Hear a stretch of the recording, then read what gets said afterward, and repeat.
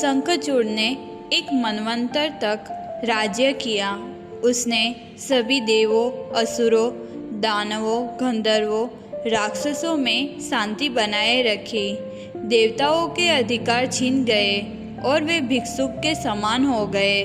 सभी दुखी होकर ब्रह्मा के पास पहुँचे और अपनी व्यथा कही। तब ब्रह्मा जी देवताओं के साथ मिलकर शिव जी के पास गए। वहां पहुंचकर उन्होंने भगवान शिव को सारा वृत्तांत कह सुनाया। तत्पश्चात ब्रह्मा जी और शिव जी उन देवताओं के साथ परम धाम श्रेष्ठ वैकुंठ लोक में गए। भगवान श्री हरि को देखकर सभी प्रणाम कर उनकी स्तुति करने लगे। ब्रह्मा जी ने दोनों हाथ जोड़कर श्री हरि के सामने सारा वृत्तांत निवेदित कर दिया। तब श्री हरि ने कहा, हे पद्मज, मैं शंखचूड़ की सारी कथा जानता हूँ।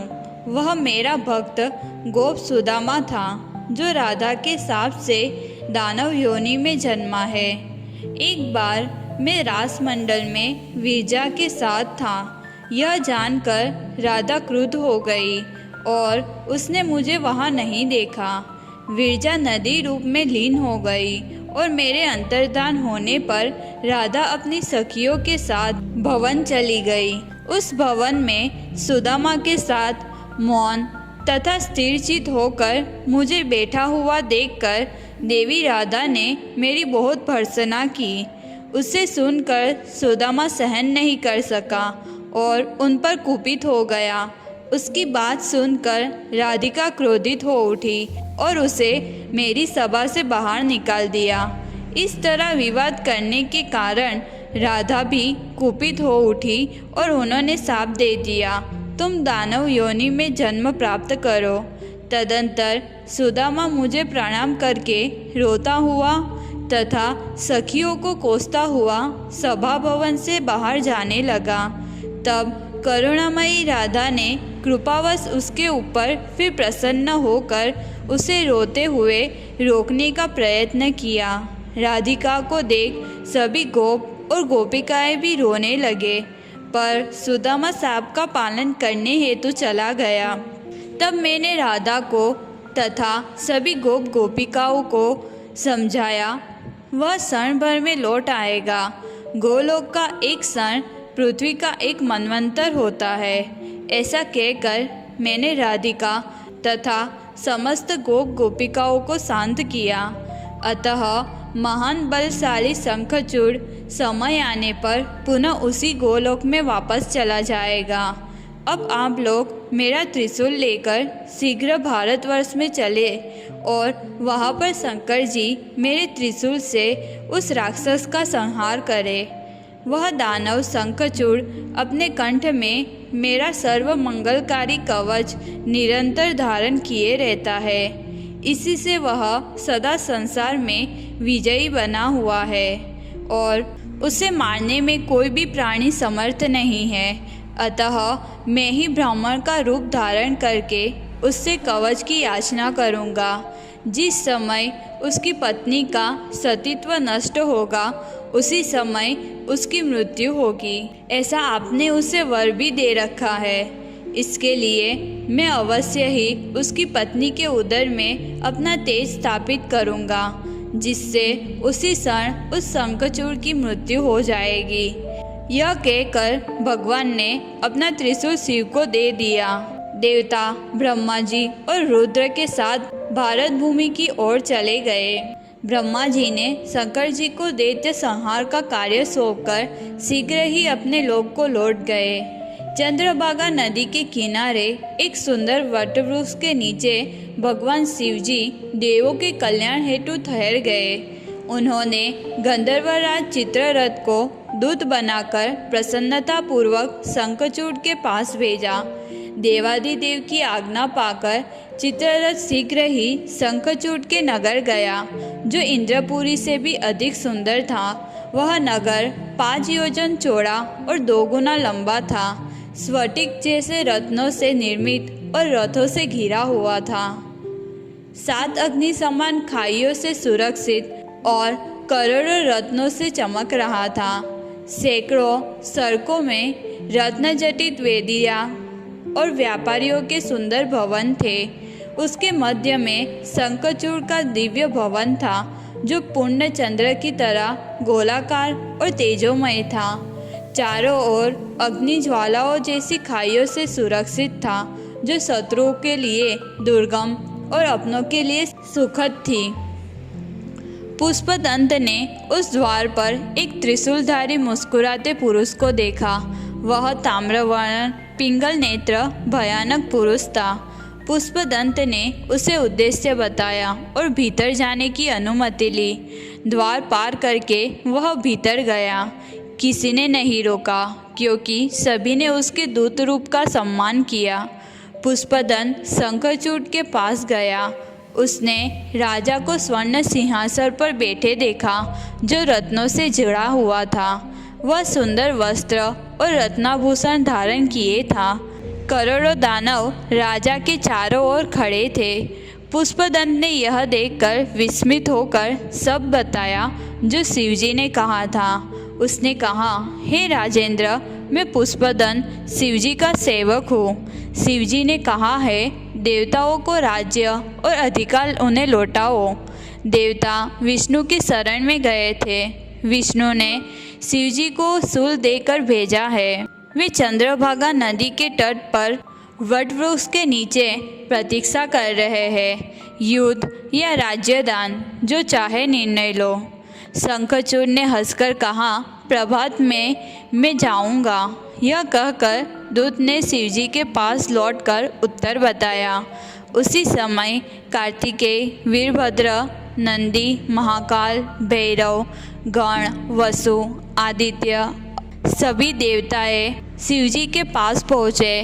भद्रकाली, करोड़ों योगिनियाँ, डाकिनियाँ, भूत, प्रेत, पिशाच, राक्षस, यक्ष और किन्नर सब एकत्र हुए। स्कंद ने पिता शिव को प्रणाम कर उनके साथ रहने का आदेश पाया। उधर दूत लौट गया। तब शंखचूड़ ने तुलसी को यह समाचार दिया। तुलसी ने युद्ध की बात सुनकर भय और दुख से कहा, हे नाथ, क्षण भर मेरे वक्ष पर ठहरो। मेरे प्राणों के अधिष्ठाता, मुझे अभी जीवन दो। एक क्षण तुम्हें प्रेम से देख लूं। मेरे प्राण काँप रहे हैं, मन जल रहा है। मैंने भयानक स्वप्न देखा है। शंखचूड़ ने सुनकर शांतिपूर्वक कहा, सब कुछ समय के अधीन है। शुभ अशुभ, सुख दुख, भय और हर्ष सब काल से होते हैं। वृक्ष काल से बढ़ते हैं, फूल फल काल से आते हैं और काल से नष्ट होते हैं। संपूर्ण विश्व का निर्माण और विनाश भी काल से होता है। ब्रह्मा, विष्णु, शिव आदि सब प्रकृति के ही रूप है। वही परमात्मा सृष्टि पालन और संहार करते हैं। जो जनों का जन्मदाता, पालक और हरने वाला है, उसी परमेश्वर की भक्ति करो।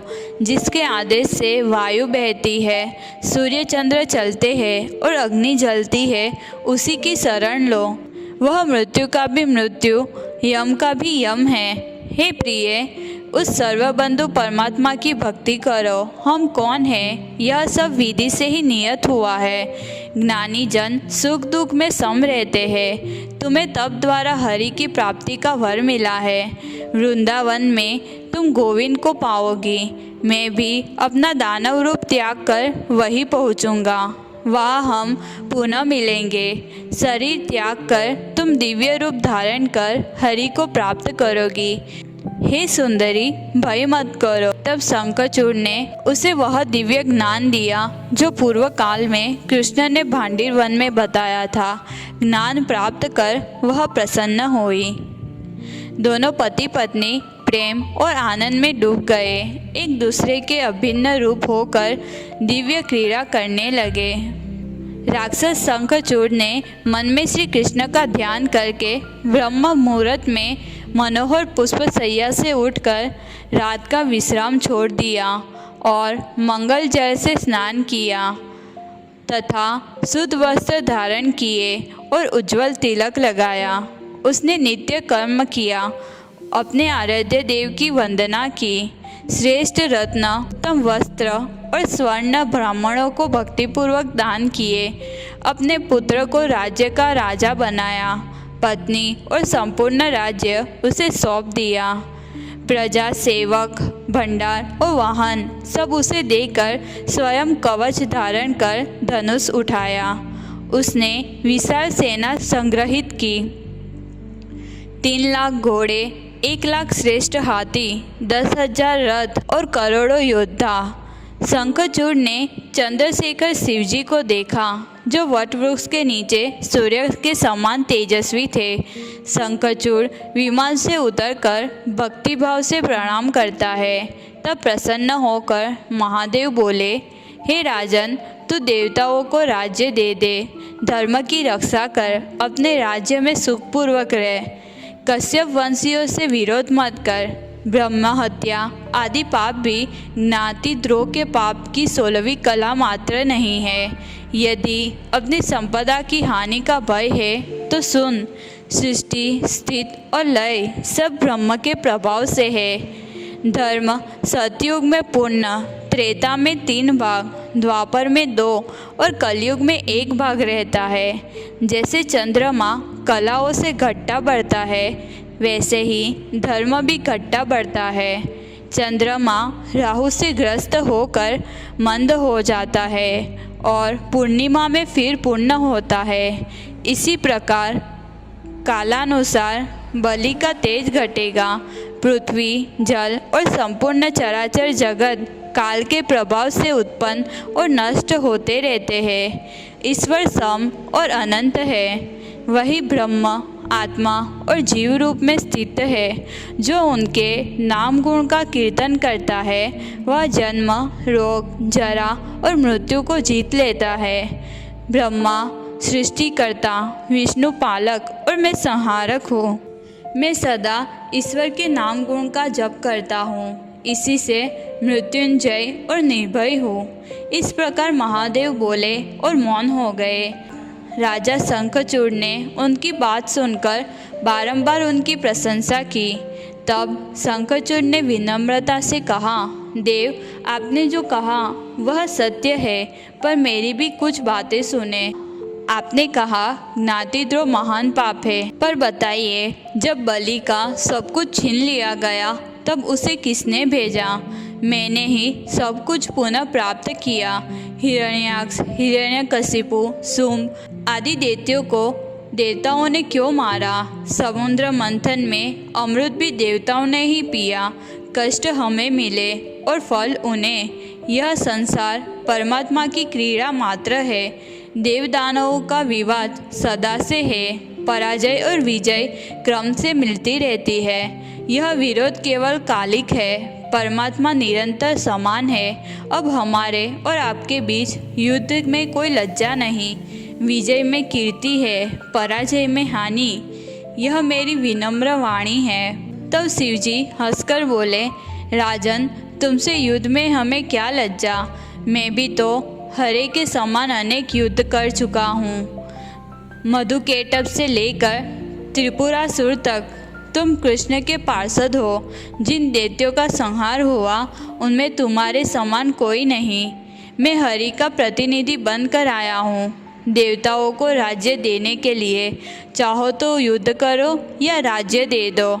इतना कहकर शंकर जी मौन हो गए। शंखचूड़ अपने अमात्यों सहित तत्पर से उठा और फिर दानव और दैत्यों का भयंकर युद्ध आरंभ हुआ। भगवान शिव तथा दानव शंखचूड़ का वह युद्ध पूरे 100 वर्षों तक होता रहा।